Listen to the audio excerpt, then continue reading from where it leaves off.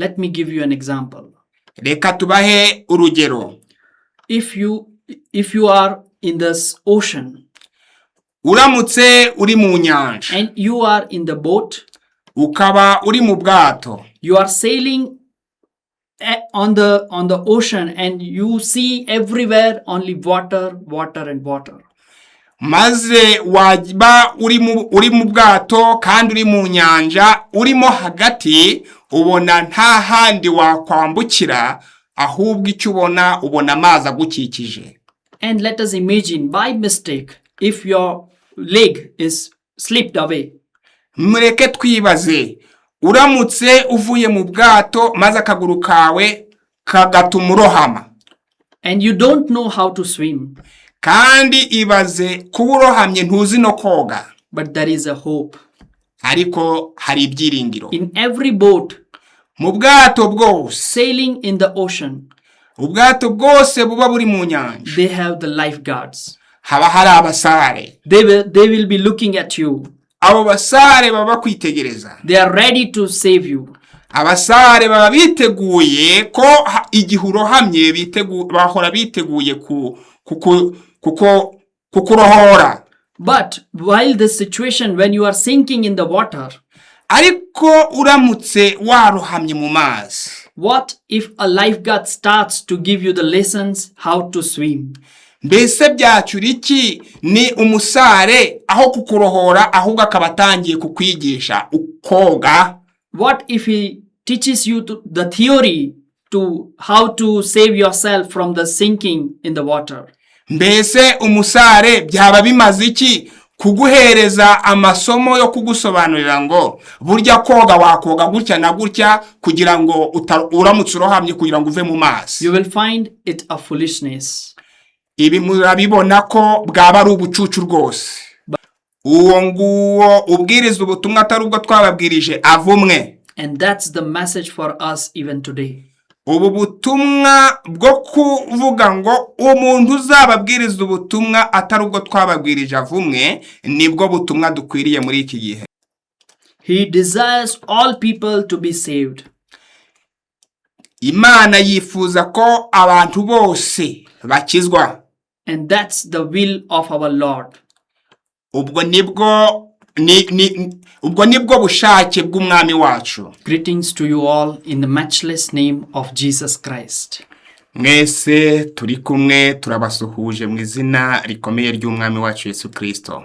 We are pleased to welcome you all on our online session on our YouTube channel Revival and Reformation. Tunejejwe cyane no kubararikira kudukurikirana ku rubuga rwacu rw'ivugurura n'ubugorozi. My name is Stephen and I am from India. Amazina ye ni Steven, yaturutse mu Buhinde. I am a reformer also. Ni umugorozi. Let us pray and invite Holy Spirit to learn His word. Rero nimureke twicishe bugufi dusenge, twinginge Mwuka Wera adufashe twigane ijambo ry'Imana. Dear Heavenly Father, Data wa twese uri mu ijuru, we come before thy throne of grace. Tuje imbere y'intebe yawe y'ubuntu. Please sanctify us with thy holy blood. Turakwinginze kugira ngo utwejeshe amaraso y'umwana wawe yera. Holy Spirit, we request you to enable our mind and our hearts to respond to your voice. Turakwinginze ngo twoherereze Mwuka Wera adushoboze tubashe kuvuga ijambo ryawe uko bikwiye. We request Holy Spirit to touch every heart that are following and watching us online. Turakwinginze ngo twoherereze Mwuka Wera ugere ku bantu bose bakurikirana kandi bumva ijambo ryawe. Thank you for doing so. Turagushimiye kuko ubidukoreye. Once again, we are thankful for your mercy and kindness and wonderful love. Nanone kandi turagushimiye kubw'imbabazi zawe n'ubuntu n'urukundo rwawe ruhebuje. We believe your words have power. Data wera, turizeye ko ijambo ryawe rifite imbaraga.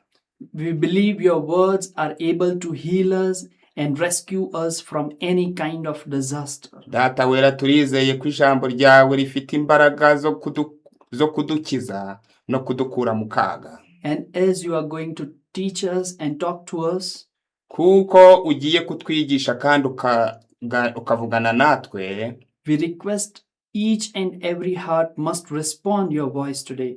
turakwinginze kugira ngo umutima wose uri bwumvire ijambo ukabakabwe nawe.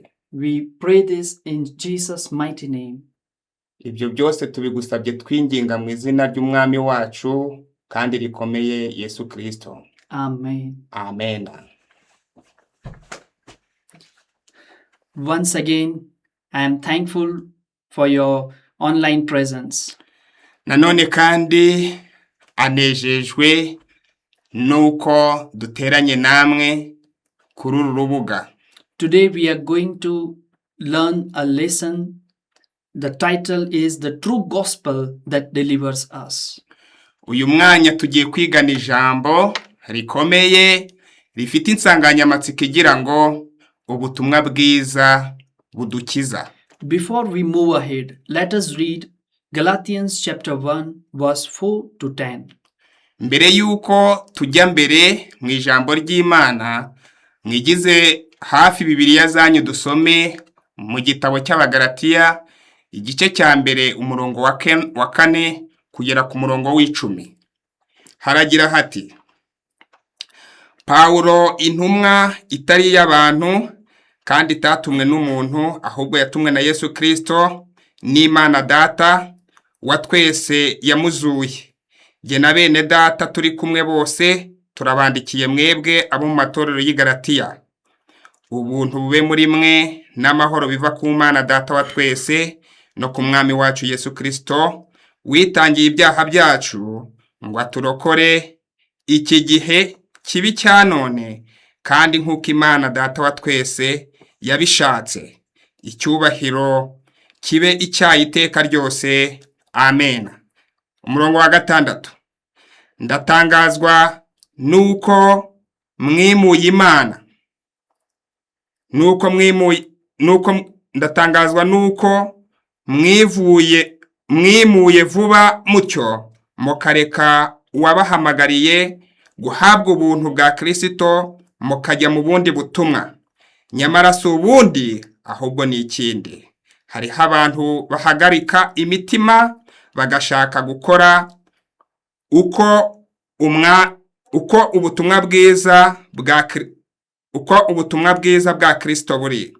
Ariko nihagira ubabwiriza ubutumwa butari ubwo twababwirije, ari twe cyangwa ndetse na marayika uvuye mu ijuru, avumwe. Murongo w'9: Kuko twabanje kubivuga, nanone nongeye kubivuga nti, niba umuntu ababwira ubutumwa budahura n'ubwo mwemeye mbere, avumwe. Umurongo w'10: Mbese none ni ishimwe ry'abantu nshaka cyangwa n'iry'Imana, cyangwa se ni abantu nshaka kunezeza? Iyaba nkinezeza abantu, simba ndi imbata ya Kristo. Thank you. Murakoze cyane. Let us first understand the background of Galatians churches. Bwa mbere mureke dusobanukirwe neza itorero ry'Abanyagalatiya. As we have read in Galatians chapter 1 verse 4 to 10. Kuko tubisomye mu gitabo cy'Abagalatiya igice cya mbere, cyane cyane umurongo wa 4 ukagera ku 10. The churches in Galatia were not one single church. Itorero ry'Abanyagalatiya mu by'ukuri ntago ryari itorero rito gusa, but a group of young churches. Ahubwo ryari itorero rigizwe n'andi matorero menshi. Paul planted these churches during his missionary journeys. Paulo yashinze iri torero mu gihe yarimo abwiriza ubutumwa. You may refer Acts chapter 13 and 14 for the same. Ibi twabisobanukirwa neza nanone dusomye igitabo cy'ibyakozwe n'intumwa ibice byaho 14 umurongo waho wa ibice bya 13 umurongo waho wa 14 aho dusoma aya magambo agira ati, These believers were mostly Gentiles. ababizera bose bari abanyamahanga, who had joyfully received the gospel of grace. ababizera b'i Galatiya bari barakiriye ubutumwa bwa Pawulo banezerewe. They started with passion. Batangiranye ubwuzu. They started with miracles. Batangirana ibitangaza. They started with faith in Christ. Batangirana kwizera muri Kristo. But very soon, ariko nyuma ho gato, false teachings came in. Inyigisho y'ikinyoma yarinjiye. Like faith in Jesus is good. Yagiraga iti burya kwizera Yesu Kristo n'ukuri. But you must also keep Jewish laws. Ariko nanone ukwiriye kubifatanya no kumvira amategeko y'Abayahudi. Like you have to undergo circumcision.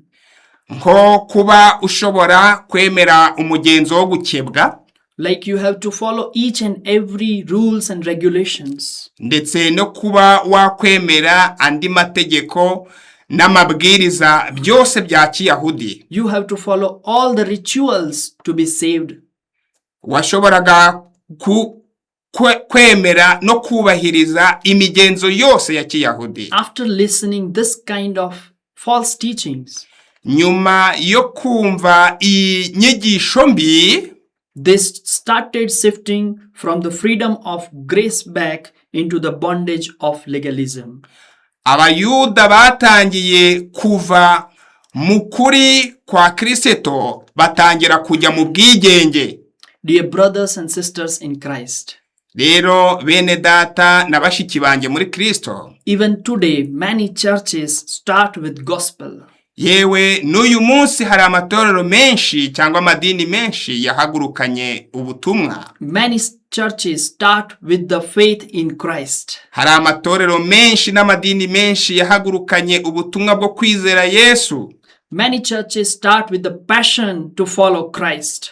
Hari amatorero menshi yahagurukanye ubwuzu bwo gukurikira Yesu. But slowly they add different layers. Ariko buhoro buhoro bagiye agenda kora ibinyuranye nuko Yesu ashaka. The layers of culture. Bagenda bakurikiza imigenzo. The layers of self efforts. Bagenda bakurikiza imbaraga zabo bwite. The layers of traditions of the world. Bagenda bakurikiza imihango n'imigenzo by'isi. If you read carefully this Bible verse, ariko usomye neza iri jambo ry'Imana ukumva icyo rivuga, Paul writes this letter with urgency. Paulo yandikiye aba Banyagalatiya afite ubushishozi bwinshi. Paul writes this letter with heartbreak. Yandikiye Abanyagalatiya ababaye cyane. With very sad mind and heart. Yari afite umubabaro mwinshi mu mutima ndetse no mu bwenge. Unlike other letters written by Paul, yewe hari n'izindi nzandiko zanditswe na Paulo, he doesn't begin with warm greetings. Ntabwo izo nzandiko zatangirana no kubaramutsa gukomeye. He doesn't begin with thanksgiving. Nta nubwo atangirana kubashimira gukomeye. But he starts with straight rebuke. Ahubwo kuko yanditse ababaye yatangiranye umucyaha ukomeye. Do you know why? Mwese mwaba muzi impamvu? Because for Paul, kubera ko kuri Paulo, this was not a small issue. Kuko iki cyuko Abanyagalatiya bitwaraga bidahuye n'ubushake bwa Kristo ntabwo cyari icyoroshye kuri Paulo. It was a very big concern for him. Cyari ikintu gikomeye kuri we. It was the difference between life and death. Mu by'ukuri kuri Paulo cyari ikintu bwari ubutumwa bukwiye kwerekana ubugingo n'urupfu. It was the difference between salvation and deception. Bwari ubutumwa bwerekana agakiza ndetse salvation and deception. Agakiza no gucumura. My dear brothers and sisters in Christ, bavandimwe bene data n'abashiki banje muri Kristo, even today we face other gospels. nubwo no muri iyi minsi ya none turi guhura n'ubutumwa bwinshi bunyuranye, other gospels like this, ubutumwa bwinshi bunyuranye aribwo nk'ubu, prosperity without repentance, ni ubutumwa bwo kumva wakungahara ariko udafite kwihana, religion without Christ, ni ubutumwa bufite iyobokamana idafite Kristo, and Christianity without cross. ni ubutumwa bufite ishusho ya Kristo ariko budafite umusaraba we. Hence, we are going to learn the lesson titled The True Gospel That Delivers Us. Niyo mpamvu uyu mwanya tugiye kwigana ijambo riri kutubwira ngo ubutumwa bwiza kandi budukiza. I would like to describe the present situations of many churches in the world today. Ndashaka kubasobanurira naguye ibiri kubera mu matorero y'uyu munsi. Many Christians want a gospel that makes them comfortable. Abakirisitu benshi bifuza ubutumwa bwiza ariko bubahaye agahenge. A gospel that makes them comfortable but not holy. Ni ubutumwa bubahaye agahenge ariko butabakiza. A gospel that makes them blessed but not surrendered. Ni ubutumwa bubabwira ko ari abanyamugisha ariko ntabwo bitangiye Kristo. A gospel that blessed them but not forgiven. Ni ubutumwa bubahesha umugisha ariko bo ntibazi guko kubabarira. And gospel that they would like to hear but not transformed lives. Ni ubutumwa bifuza kumva ariko butenda kubahindura imico. Even many churches love motivational talks. Yewe hari n'amatorero menshi muri iki gihe arimo gukomeza kubyigisha. But they avoid the cross of Christ. Ariko barimo baravuga aha niho twakwibaza ngo none urukundo rwa Kristo. They like the blessings but not obedience. Barimo bishingikirije kumigisha ariko ntibumvira Kristo. Just like Galatians. Yewe bameze neza nk'abagalatiya. The danger is real even today. Uyu munsi wa none nk'uko hari akaga ku bagalatiya n'uyu munsi urahari ku matorero menshi. Today's churches are deserting Christ for another gospel. Hari amatorero menshi ari kugenda yigizayo Kristo akamutera umugongo. But as we have read in Galatians chapter 1 verse 4, kandi nk'uko twabisomye mu gitabo cy'abagalatiya igice cya mbere umurongo wa 4, Paul reminds those young churches of Galatia. Paulo ari kwibutsa amatorero yavutse mu bagalatiya what the true gospel is. Arimo arabibutsa ese ubutumwa bw'ukuri bukiza nubuhe. And even ahead, if you see, kandi tujya mbere niba ushaka kubireba neza, from there Paul warns them, aho niho Paulo nanone aburira, if anyone preaches another gospel, akababurira agira ati nihagira numwe ubwiriza ubutumwa utari ubwo twababwirije, let him be accursed. Uwo nguwo ubwiriza ubutumwa atari ubwo twababwirije avumwe. And that's the message for us even today. Ubu butumwa bwo kuvuga ngo umuntu uzababwiriza ubutumwa atari ubwo twababwirije avumwe nibwo butumwa dukwiriye muri iki gihe. The only gospel that delivers us. Ubutumwa bukwiranye n'iki gihe ni ubutumwa budukiza. The only gospel that saves us. Ni ubutumwa budukiza icyaha. We are going to learn 4 points by this word. Kubwira ijambo turi kwigana ritubwira ngo ubutumwa bwiza bwo kuri budukiza, tugiye kurebera hamwe ingingo enye zishamikiyeho. Number 1. Ingingo ya mbere, the true gospel. Iravugira iti ubutumwa nyakuri. As we have read in Galatians chapter 1 verse 4. Kuko twabisomye kandi dukomeje kubisoma mu Bagalatiya igice cya mbere umurongo wa 4. Let us understand what is the heart or center of the gospel is. Mureke dusobanukirwe neza izingiro ry'ubutumwa bwiza. I request my brother to read. Arasaba mwene data gusoma. Reka dusome Galatians chapter 1 verse 4. Abagalatiya igice cya mbere umurongo wa 4. niho tugiye kongera gusoma. Bavandimwe, turabingingira kugira ngo mukurikire. Haranditse hati, umurongo wa 4, witangiye ibyaha byacu ngo aturokore iki gihe kibi cya none, kuko Imana Data wa twese yabishatse. Icyubahiro ikibi cyayo iteka ryose. Amena.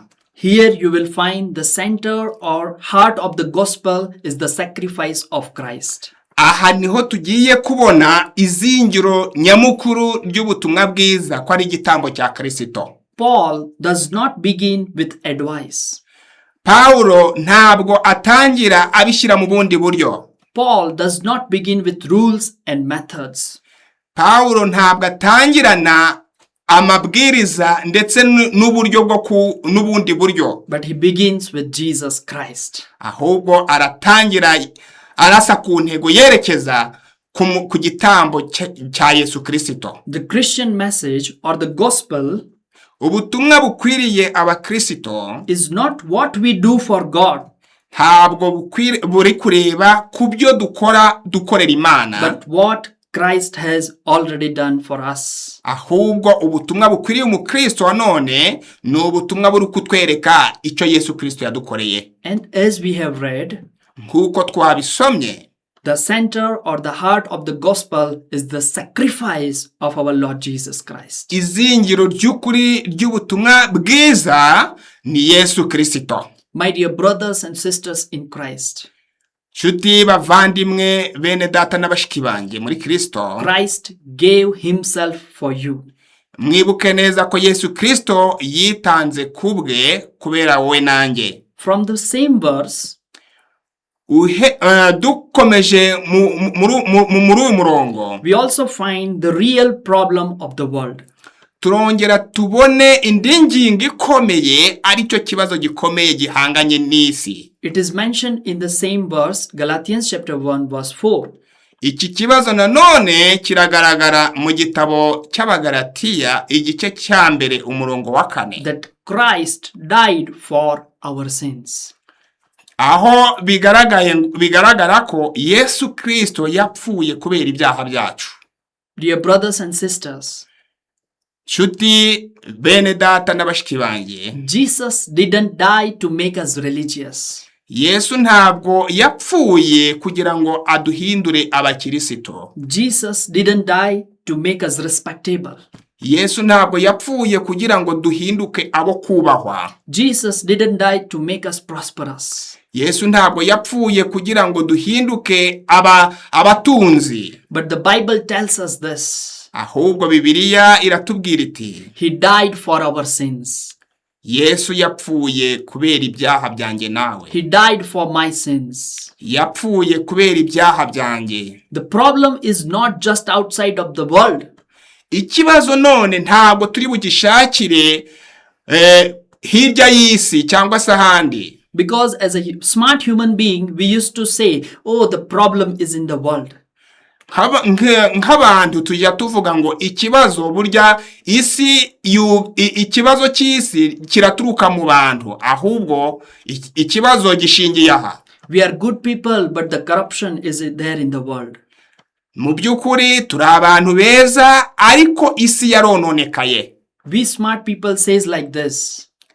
Ati uyu tugiye gusoma nawe aravuga ati, there is we are good people, but the inflation and war in the world.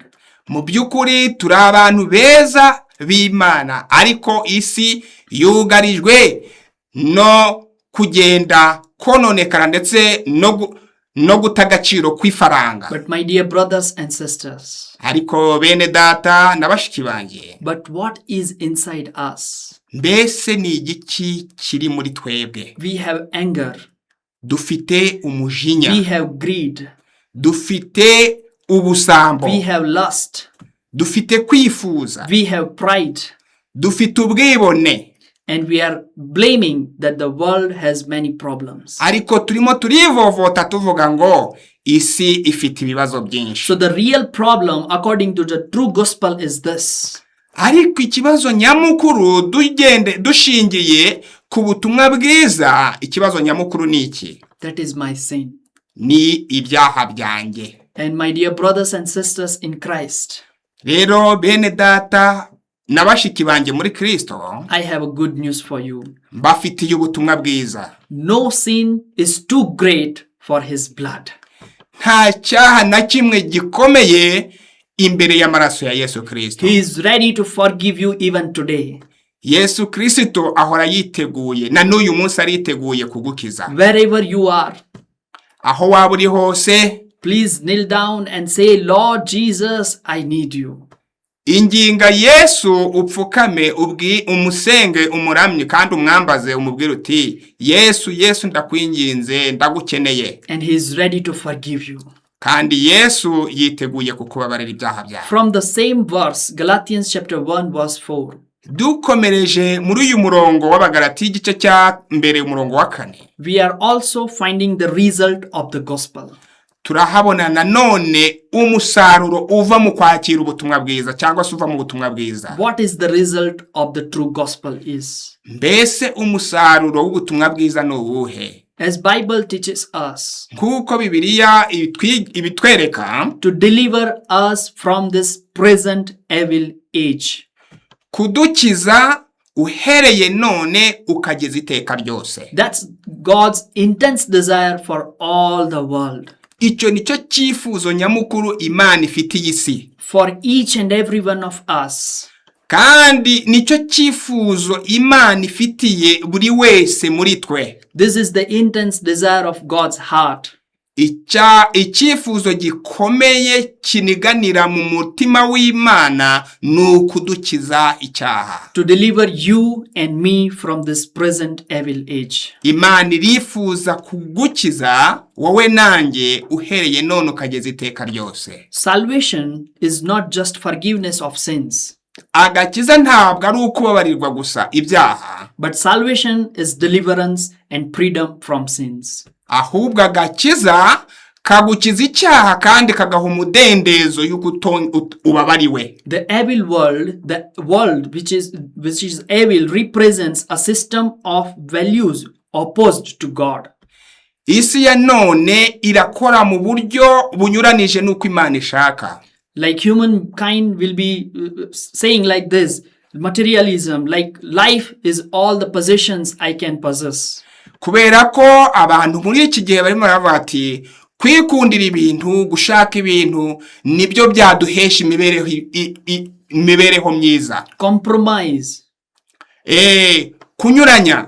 That our Lord Jesus is very kind, very merciful, and he will forgive me whatever I do. Kwibwira bavuga ngo burya Yesu ni mwiza, ni imfura, ni nyangamugayo, ntacyo yatuziza, yahora yiteguye kutubabarira icyo twakora cyose. But let me give you an example. Ariko ndagira ngo mbahe urugero. Israelites were not only forgiven in Egypt. Abisirayeli muri Egiputa ntabwo bababariwe gusa. If they have been just forgiven in the Egypt, iyo baza kubabarirwa gusa bari muri Egiputa, God could not allow them to come out of the Egypt. Ntabwo Imana yari kubemerera ko banava muri Egiputa. But Israelites were delivered from Egypt. Ahubwo Abisirayeli babatuwe mu bubata bwa Egiputa. In the same manner, no uko Abisirayeli babatuwe mu bubata bwa Egiputa, Christ not only forgives us. Ntabwo Yesu atubabarira gusa. Christ did not just forgive our sins.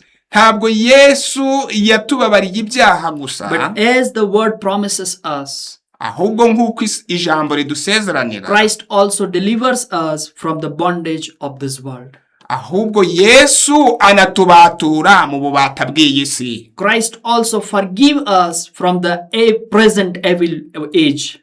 Kandi Yesu ahora tubatura haba none ndetse n'iteka ryose azatubatura. And even today Christ is ready to forgive all the sins you have committed. Yesu ahora yiteguye uhereye none kukubabarira ibyaha byose wakoze.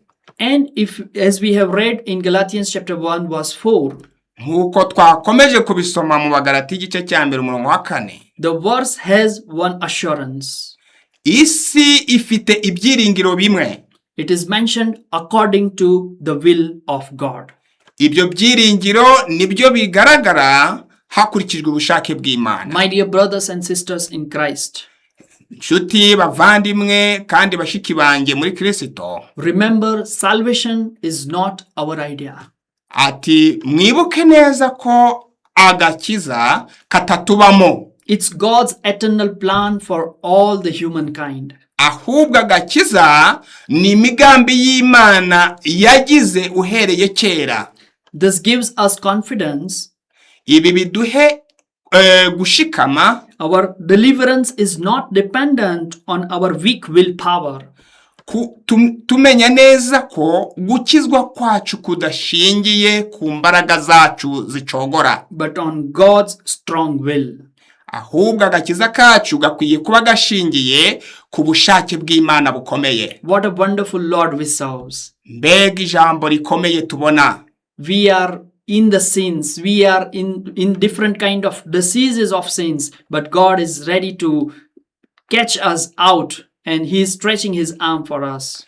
Nimwibaze uburyo ki duhora twivundagura mu byaha, ariko Imana igahora iteza amaboko yiteguye kutwakira nk'abana bayo. Let us read in 1 Timothy chapter 2 verse 4. Mureke dusome mu gitabo rwa mbere rwa Timoteyo igice cya 2 umurongo 1 Timothy chapter 2 verse 4. Urwa mbere rwa Timoteyo igice cya 2 umurongo wa 4 haragira hati: ntawaba umusirikari kandi ngo yishire mu by'ubu bugingo ngo abakinejeje uwamwandikiye ubusirikare. He desires all people to be saved. Imana yifuza ko abantu bose bakizwa. And that's the will of our Lord. Ubwo nibwo bushake bw'umwami wacu. Let me give you an example. Reka tubahe urugero. If you are in this ocean, uramutse uri mu nyanja, and you are in the boat, ukaba uri mu bwato, you are sailing on the ocean, and you see everywhere only water and water. Maze wajba uri mu bwato kandi uri mu nyanja, urimo hagati ubona nta handi wakwambukira, ahubwo icyo ubona amazi agukikije. And let us imagine, by mistake, if your leg is slipped away. Mureke twibaze, uramutse uvuye mu bwato maze akaguru kawe kagatuma urohama. And you don't know how to swim. Kandi ibaze kuba urohamye ntuzi no koga. But there is a hope. Ariko hari ibyiringiro. In every boat, mu bwato bwose, sailing in the ocean, ubwato bwose buba buri mu nyanja, they have the lifeguards. haba hari abasare. They will be looking at you. Abo basare baba kwitegereza. They are ready to save you. Abasare baba biteguye ko igihe urohamye bahora biteguye kukurohora. But while this situation, when you are sinking in the water, ariko uramutse warohamye mu mazi, what if a lifeguard starts to give you the lessons how to swim? Mbese byacyura iki ni umusare aho kukurohora ahubwo akabatangiye kukwigisha ukoga? What if he teaches you the theory to how to save yourself from the sinking in the water? Mbese umusare byaba bimaze iki kuguhereza amasomo yo kugusobanurira ngo burya koga wakoga gutya na gutya kugira ngo uramutse urohamye kugira ngo uve mu mazi? You will find it a foolishness. Ibi murabibona ko bwaba ari ubucucu rwose. But let me tell you, ariko ndagira ngo mbabwire ngo that lifeguard do not worry about his life. Umusare w'ukuri ntabwo ajya yibaza ku bugingo bwe cyangwa se ku buzima bwe. That lifeguard do not worry about his family. Ntabwo umusare w'ukuri yibaza ku muryango we. That lifeguard do not worry about the bank balance he is holding in the bank. ntabwo umusare w'ukuri yibaza ku mafaranga yashize kuri banki cyangwa ibyo atunze. But when he see you in the ocean sinking down in the water, ariko umusare w'ukuri iyo abonye uvuye mu bwato maze ukarohama kandi uri mu nyanja, he dives in and save you. uwo musare w'ukuri nawe ahita yiroha mu nyanja kugira ngo akurokore. My dear brothers and sisters in Christ, bene data na bashiki banjye muri Kristo, that's what Jesus Christ did for us. iki nicyo Yesu yadukoreye twebwe nk'abantu. We were sinking in the world. yewe twarohamiye mu isi, We were sinking in the sins. twarohamiye mu byaha, But praise to the Holy God. ariko duhimbaze Imana. He sent His only begotten Son for you and me. duhimbaze Imana iyo yatanze umwana wayo kugira ngo aducungure wowe nanjye. And God wants each and every humankind to be saved. kandi Imana irifuza ko wowe nanjye dukizwa. As we have learned about the true gospel, kuko turi gukomeza twiga cyangwa se twiga ijambo ritubwira ngo ubutumwa bwiza budukiza. it has 4 pillars. ubutumwa bwiza budukiza bufite ingingo enye. Number 1, the center or the heart of the gospel is the sacrifice. ingingo ya mbere ni izingiro ry'ubutumwa bwiza, aricyo gitambo cya Yesu Kristo. And the real problem is my sin. kandi ingingo ya kabiri ni ikibazo isi cyunamiye isi, ni ukumenya ngo burya ni ibyaha byanjye nawe. The result of the true gospel is, ingingo ya gatatu ni ukumenya nuhe musaruro dukomora mu butumwa bwiza. to deliver us from this present evil world. ni ubutumwa bwiza budukiza uhereye none ndetse bukazadukiza n'iteka ryose. And we have even learned the 4th pillar called the assurance. twabonye nanone ko ingingo ya kane ari iyo kuba dufite ubwishingizi muri Yesu Kristo. That is according to the will of God. kandi ubu bwishingizi bushingira ku bushake bw'Imana. My dear brothers and sisters, rero nshuti bavandimwe kandi bashiki banjye, whatever situation maybe you are in, ubuzima waba urimo bwose, whatever circumstances you may be facing right now, ingorane n'ibibazo waba uhura nabyo byose, but I want to tell you that Christ has a wonderful purpose and plan for you. ndagira ngo nkubwire ngo Yesu Kristo agufitiye umugambi mwiza. Come to Him and surrender yourself. ngwino kuri Yesu Kristo kandi umwitangire. As we have learned the true gospel, nkuko twamaze kwiga ubutumwa bwiza nyakuri, even it is necessary to understand what is the false gospel is. kandi binarakwiye ngo dusobanukirwe ngo none ubutumwa bubi ni ubuhe. Let us read in Galatians chapter 1. reka dusome mu Bagalatiya igice cya mbere verse 6 and 7. umurongo wa 6 tugere ku 8. igice cya mbere umurongo wa 6 turagera ku 8. haranditse ngo, ndatangazwa nuko mwimuye vuba mutyo mukareka uwabahamagariye guhabwa ubuntu bwa Kristo mukajya ku bundi butumwa. umurongo wa 7, nyamara si ubundi ahubwo ni ikindi. Let me read. I am amazed that you are turning away so quickly from Him who called you by the grace of Christ. I am amazed that you are turning to a different gospel. Not that there is another gospel, but there are some men who cause you trouble and want to change the gospel of Christ.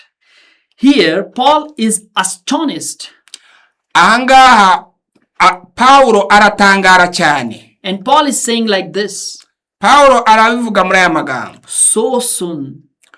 Vuba cyane. So soon. Vuba cyane. You are turning back from the true gospel to false gospel. Nuko abantu bari guhindukirira bakava mu butumwa bwiza bajya mu butumwa bupfuye cyangwa se bajya mu buyobe. The Galatians were not rejecting the religion. Abanyagalatiya mu byukuri ntabwo bangaga iyobokamana, but they were embracing it too much. yewe barayikomezaga, bayizirikagaho cyane, They thought bagatekereza bati Jesus plus law is equal to salvation. turamutse dufite Yesu tukagira n'amategeko, ibyo byatugeza ku gakiza. But what Paul is teaching us here is, ariko icyo Pawulo atwigishiriza ahangaha ni kiki? no, it's not like this. Ntabwo ari uko. Jesus plus nothing is everything. Yesu ntacyo wamwongeraho kandi ntacyo wakongeraho ngo ubone Yesu, ibyo ntacyo byakugezaho. He rebuked Galatians. Yewe yacyashye cyane abanyagalatiya. That why are you turning away from Christ to other gospel? Arabacyaha arababwira ati ni kubera iki muri gutera Yesu Kristo umugongo mukajya mu buyobe? Even today's world, no muri iyi minsi ya none, we face false gospels like this. Turagenda duhura n'ubuyobe bwinshi busa butya. Jesus plus prosperity. Yesu Kristo wongeyeho ubukungu. Jesus plus success. Yesu Kristo wongeyeho ubutunzi, ubukungu ndetse n'ubukire buhagije is equal to blessings. Ibyo byose ukabigereranya ko ari umugisha. Jesus plus our good works, our good deeds is equal to salvation. Gufata Yesu ukamwongeraho ibikorwa wakoze ukumva ko biguhesheje agakiza. Jesus plus culture is equal to acceptance. Kumva ko Yesu wongeyeho imigenzo n'imihango byaba ari uburyo yaba ari inzira yo gutuma wihana. Let me give you an example for better understanding. Reka hano tubahe urugero kugira ngo mubashe gusobanukirwa neza. If a doctor prescribes you life-saving medicine, ese muganga akwandikiye umuti wo kugukiza, but what if you add your own ingredients into that life-saving medicine?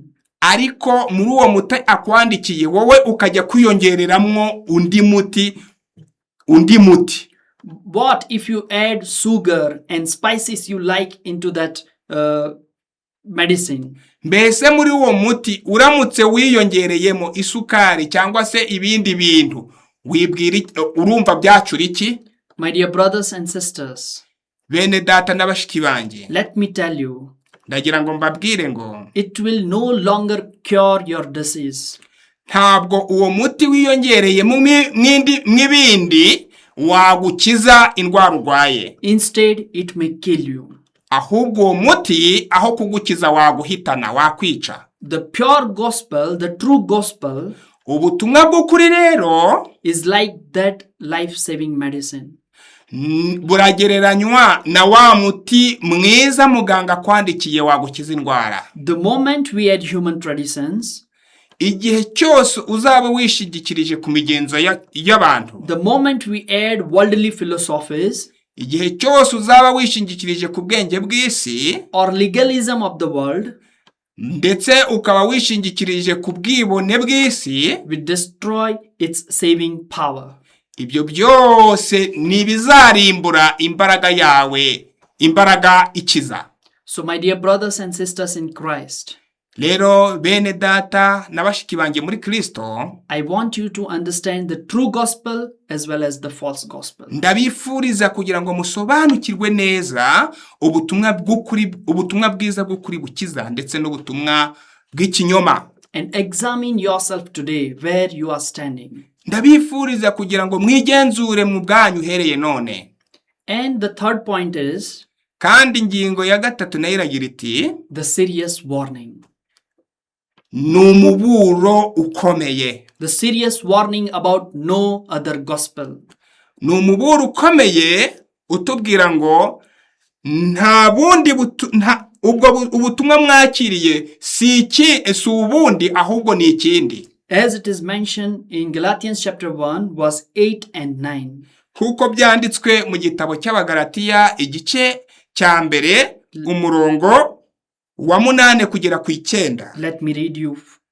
But even if we or an angel from heaven should proclaim to you a gospel other than the one we proclaimed to you, let him be cursed. As we have said before, so now I say again, if someone proclaims to you a gospel other than the one you received, let him be cursed. Amen.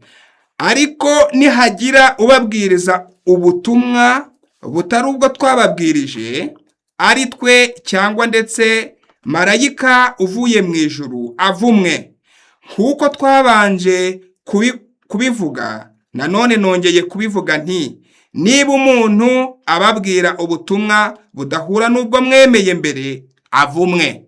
Both the verses we have read right now, imirongo yose tumaze gusoma, Paul repeats himself twice. Paulo arongeye asubiye mu iyi mirongo ubugira gatatu. If anyone preaches another gospel. Aho avuga ati aho agira ati nihagira ubabwiriza ubutumwa butari ubwo twababwirije, let him be accursed. Uwo avumwe.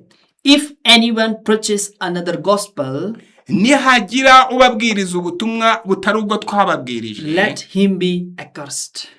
Avumwe. That's how serious it is even today. Ubwo butumwa nibwo butumwa bukomeye bukwiranye n'igihe tugezemo. To preach another gospel is to lead people away from Christ into destruction. Kubwiriza ubundi butumwa ni ubutumwa bukura abantu kuri Kristo bukabajyana mu yindi migenzo. To preach another gospel, kubwiriza ubundi butumwa, is to lead people away from Christ to death. ni ukubwiriza ubutumwa bukura abantu kuri Kristo bukaberekeza ku rupfu. Let me give you an example. Aha ndashaka kubaho urugero. If a firefighter sees people trapped in a burning building, uramutse ubonye abazimya umuriro, we all know what he has to do, what is his responsibilities, what is his duty. Bakaba babona inzu yawe yibasiriwe n'inkongi, mu by'ukuri abo ntacyo wakora, uwa wibaza ngo nkora iki. But what if he is seeing the burning building and he just stretch his arms like this? Ariko ibaze uyu ushinzwe kuzimya umuriro aramutse aje akabona inzu yawe yibasiriwe n'inkongi y'umuriro, hanyuma aho kugira ngo abe yakora icyashoboka cyose ngo agukize, ahubwo akifatira mu mifuka byacura iki? And that firefighter tells to the people those are burning in the building, ati uwo ushinzwe kuzimya umuriro aba ntacyo aba yitayeho ku byaba bigiye gushirira mu nzu yose. Don't worry, everything is fine. Kandi akaba aho kugira ngo agire icyo akora ngo ibyari mu nzu birokoke, ahubwo akaba ari kubabwira ati mwitinya, muhumure, byose ni amahoro. Nothing will happen to you. Muhumure, nta kiri buze kubabaho. So instead of warning them, aho kugira ngo ababurire, instead of rescuing them, aho kugira ngo abakize, he is saying don't worry. Ahubwo we arihagariye arababwira ati muhumure, nta kibazo, ibintu ni amahoro. Then that firefighter is not kind. Bityo rero uwo ushinzwe kuzimya umuriro ntabwo ari umuntu mwiza. He is cruel and he is full. Mu by'ukuri ni umuntu mubi, ni umwicanyi. In the same manner, muri ubwo buryo, preachers who avoid warning about sin and skip the cross, abantu babwiriza ubutumwa bwo kwanga Kristo ndetse n'umusaraba we, are not being loving. Mu by'ukuri ntabwo ari abantu beza. They are not loving the people of God. Ni abantu badakunze abana b'Imana. But they are leaving souls to perish. Ni abantu bifuza ko imitima irimbuka. So Paul has warned us against this kind of false gospel. Niyo mpamvu Paulo yahagurutse kugira ngo ahagurukane ubutumwa bw'umuburo n'umucyaho ku Banyagalatiya. If anyone preaches another gospel, let him be accursed. Aho yavuze ati nihagira ubwiriza ubutumwa atari ubwo twababwirije, uwo avumwe. And we are going to learn the fourth and last point, tugiye kwiga nanone ingingo ziheruka. the taste of the gospel. Noneho igipimo cyangwa se umunzani w'ubutumwa bwiza. That means we are pleasing God or pleasing people. Ni igipimo kiri kutwereka niba dukora kugira ngo tunezeze Imana cyangwa dukora kugira ngo tunezeze abantu. As it is written in Galatians chapter 1 verse 10. Kuko byanditswe mu Bagalatiya igice cya mbere umurongo w'10. For am I now seeking the approval of man or God? Am I seeking to please man? If I am still trying to please man, I am not a servant of Christ. Mbese noneho ni ishimwe ry'abantu nshaka cyangwa ni iry'Imana cyangwa se n'abantu nshaka kunezeza? Iyaba nkinezeza abantu simba ndi imbata ya Kristo. Paul asks to the Galatian churches. Aha Paulo yabazaga abizera bo mu itorero ry'Abanyagalatiya. Am I trying to please man or am I trying to please God? Aho yababazaga ati mbese ndifuza kunezeza abantu cyangwa ndifuza kunezeza Imana. The false gospel always seeks to please people. Ubutumwa bw'ikinyoma iteka ryose buhora ari ubwo guhimbaza abantu aho guhimbaza Imana. The false gospel always make people comfortable. Ubutumwa bw'ikinyoma iteka ryose nubwo kubwira abantu kwa ari namahoro nta kibi aho kubereka kaga. The false gospel never confront sin. Ubutumwa bw'ikinyoma n'ubutumwa budahangana n'icyaha. The false gospel never challenge the world. Ubutumwa bw'ikinyoma n'ubutumwa budahangana n'ingeso z'isi. And even the false gospel never challenge the church. Ubutumwa bw'ikinyoma nanone n'ubutumwa budakosora ingeso zinjiye mu itorero. But my dear brothers and sisters in Christ, rero bene data na bashiki banjye, the true gospel confronts to the people. Ubutumwa bw'ukuri n'ubutumwa bukosora abantu. The true gospel convicts people about the sin. Ubutumwa bw'ukuri n'ubutumwa bwereka abantu icyaha. And they transform them from within. N'ubutumwa bubahindura kandi buberekeza ku gakiza. Not just from outside. Ntabwo ari ubutumwa bubereka gusa ngo babe barahindutse by'inyuma. Not only by performance. N'ubutumwa bubereka gusa ngo babe barahindutse mu bikorwa. But the true gospel transform from within. Ahubwo n'ubutumwa buhindura kamere bugahindura umutima. Let me give you one more example. Ndagira ngo mbahe urundi rugero. A blacksmith does not shape iron with a gentle touch. Ati umucuzi ntabwo acurana ifeza n'akantu koroshye. If you have seen, a blacksmith does not shape the iron with a gentle touch like this. Ntabwo umucuzi acurana ifeza n'akantu koroshye. But he strikes it with fire and hammer. Ahubwo ya feza ayishyira mu muriro igatwikwa n'umuriro, yarangiza akayivanamo akayikubitisha inyundo iremereye. Until it takes its proper form. Kugeza igihe ya feza izahinduka ishusho umucuzi yifuza. He is not being cruel to that iron.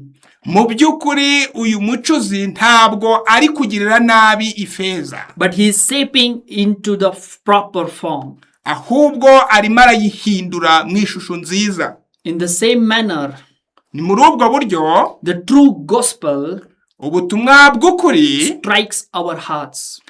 Bugendera bugahinguranya imitima yacu. The true gospel burns the sins. Ubutumwa bw'ukuri butwika icyaha. Until the Christ's image is formed inside us. Kugeza ubwo ishusho ya Kristo ihindukira mu mitima yacu ikarabagirana muri twe. Just as the young Galatian churches. Uko ni nako byagombaga kumera mu matorero y'i Galatiya. The people today even quickly turn to another gospel. Abantu muri iyi minsi barimo baragenda batera ubutumwa bw'ukuri umugongo bakajya mu bundi butumwa. Many churches are running behind the trends.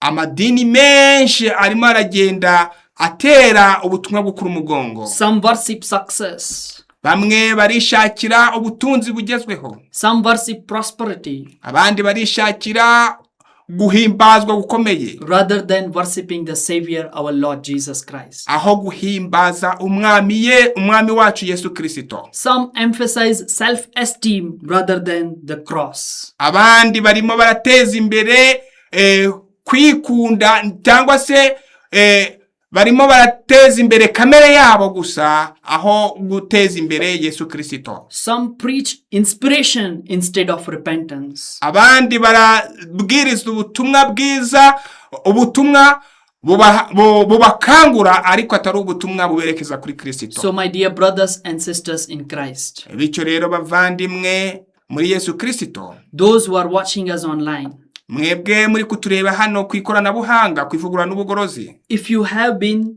living under this kind of diluted gospel, niba wari umaze igihe uri mu butumwa butagira icyerekezo nk'ubu, return to the cross today. uyu munsi ndakurarikira nguze kuri Yesu Kristo. If you have been trying to please people, niba wari umaze igihe ukoraho guhimbaza Imana ugahimbaza abantu, I invite you to make a fresh decision.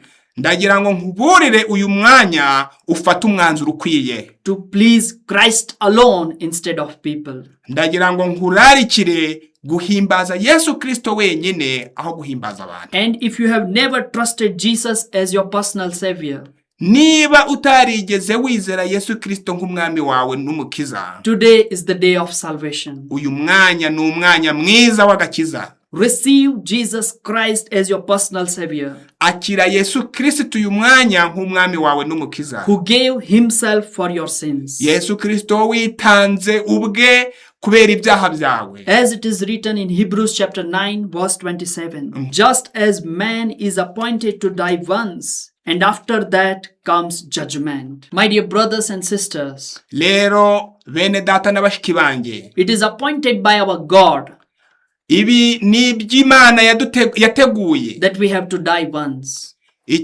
ko tukwiriye kubanza gupfa, and after that comes judgment. Hirya yo gupfa hazaza urubanza. So I request you, each and everyone, niyo mpamvu ninginga buri wese, please come to Christ today. Nyabuna uyu mwanya uyu munsi ni umunsi wo kuza kuri Yesu Kristo. Today is the day of salvation. Uyu munsi ni umunsi w'agakiza. Receive him who gave himself for you. Akira Yesu Kristo witanze ubwe kubwawe. Receive Jesus Christ as your personal savior because he has died and sacrificed himself for your sins. Akira Yesu Kristo witanze kubwawe, wagupfiriye. Akira Yesu Kristo nk'umwami wawe n'umukiza. And return to the true gospel that delivers us today. Niyo mpamvu twigana ijambo tubwira ngo ubutumwa bwiza kandi budukiza. May God bless you abundantly. Reka Imana ibahe umugisha mwinshi. Thank you for watching us. Kandi mwakoze kudukurikira. Let us pray. Mureke noneho twicishe bugufi dusenge. Dear Heavenly Father, nanone turagushimye data wa twese wo mu ijuru. We are thankful because even today you are speaking with your people. Turagushimiye ko nanone ubikoze ukaba uvuganye n'ubwoko bwawe. We have seen about your intense desire for humankind. Twabonye icyifuzo gikomeye ufitiye inyoko muntu. You want everyone to be saved. Nuko wifuza ko umuntu wese ku isi yabona ubugingo buhoraho. And as today we have learned about the true gospel that delivers us. Kandi datumaze kutwemerera ko twiga ubutumwa bwiza bwo kuri Budukiza. Let thy Holy Spirit surround us and lead and help us and enable us to live the diluted gospel which we have been following till today. Leka umwuka wera atugote kandi adushoboze dukomeze tube mu butumwa bwiza twiza uyu munsi. And I'm praying for those who are watching us online. Kandi turasengera n'abakomeje kudukurikirana kuri koranabuhanga. Holy Spirit, touch every heart reka umwuka wera akore kuri buri mutima wese, as they are praying with us. kandi nguko bari gusengana natwe, Forgive their sins. data ubabarira ibyaha byabo, Enable them to walk on the right path. data wera ubashoboze kugira ngo baginyure mu nzira igororotse, Enable them to always surrender to the true gospel of Jesus Christ. data wera ubashoboze guhora bagendera mu nzira nziza yerekana igitambo cy'umwana wa Yesu Kristo. Enable them to always look upon you, my Lord Jesus Christ. Data ubashoboze kugira ngo iteka ryose bahore bahanze ijisho ry'umwana wa Yesu Kristo. Thank you for blessing us today. Turagushimiye kubwo waduhaye umugisha. Thank you for the word which you have taught us today. Turagushimiye kuko umaze kutwigisha ijambo ryawe rikomeye. We give all the glory and power and credit to you. Ibyo nibyo tugushimiye, ikuzo n'icyubahiro bibi byawe. In Jesus' name we pray. Tubisabye twizeye mu izina rya Yesu. Amen. Amen.